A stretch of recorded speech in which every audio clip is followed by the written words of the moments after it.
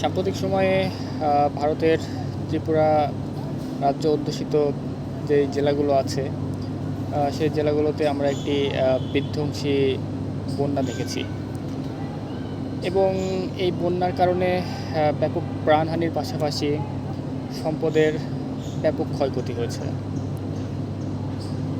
আসলে এই বন্যার পেছনে অনেকেই মাতারমুহুরী নদীতে ভারতের দেওয়া বাঁধকে আসলে অন্যতম একটি কারণ হিসাবে চিহ্নিত করছেন। তো আজকে আমরা জানার চেষ্টা করব বা আমার একটি ব্যাখ্যা দেওয়ার চেষ্টা করব যে এই বন্যার পিছনে আসলে কি মাতারমুহুরী নদীতে সৃষ্ট বাঁধই কি দায়ী কিনা।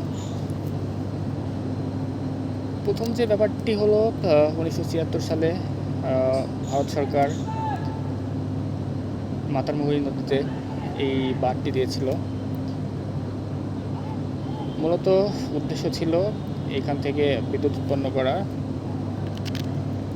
এবং পরবর্তীতে ভারত এই বাঁধটি থেকে ভালো রকমের আসলে বিদ্যুৎ উৎপাদন করেছে।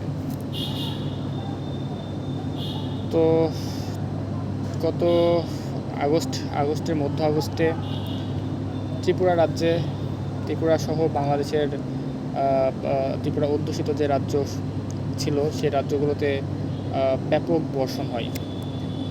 আসলে এই বর্ষণের কারণে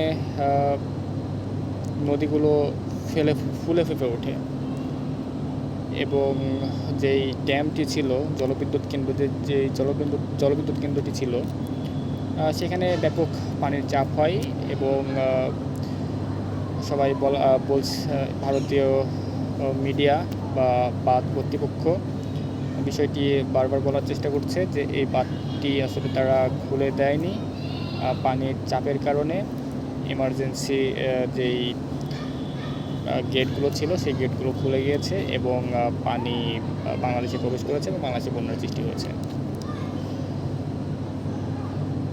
আসলে একটি বাঁধ তখনই খুলে দেওয়া হয় বা একটি বাঁধের এমার্জেন্সি গেটগুলো তখনই খুলে যায় যখন আসলে সেই বাঁধের পক্ষে পানির যেই চাপ থাকে সেই চাপকে মোকাবেলা করা সম্ভব হয় না।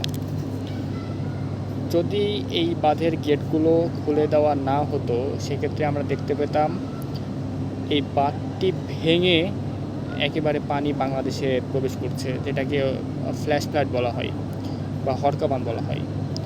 এই ধরনের হরকাবানের ব্যাপক ক্ষয়ক্ষতি হয়। আসলে হয়তো বা আমরা যেই বড় ক্ষতিটি আমরা দেখেছি এই মুহূর্তে, তার চেয়েও অনেক বেশি ক্ষয়ক্ষতির শিকার হয়তো বা এই জেলাগুলো হতো যদি এই ধরনের কোনো ঘটনা যদি সেখানে ঘটতো। আসলে ত্রিপুরা থেকে শুধুমাত্র একটি নদীই বাংলাদেশে প্রবেশ করে নাই। বাংলাদেশে 13টি নদী, আমি যদি ভুল না করি, 13টি নদী বাংলাদেশের ত্রিপুরা থেকে প্রবেশ করেছে এবং এই নদীগুলো দিয়েও কিন্তু ত্রিপুরায় যেই ব্যাপক বর্ষণ আমরা দেখেছি সেই বর্ষণের পানি প্রবাহ বাংলাদেশে প্রবেশ করেছে। তো আপনি যদি আমি তর্কের খাতিরে ধরেই নেই যে এই বাঁধটি আসলে একমাত্র কারণ যেই কারণে বাংলাদেশে এই বন্যা পরিস্থিতির সৃষ্টি হয়েছে, এটি একদমই আমি বলবো যে কেউ আমার এই কথার সাথে আসলে তর্ক করবে এবং আর্গিউ করবে, আমাকে ভুল প্রমাণ করবে।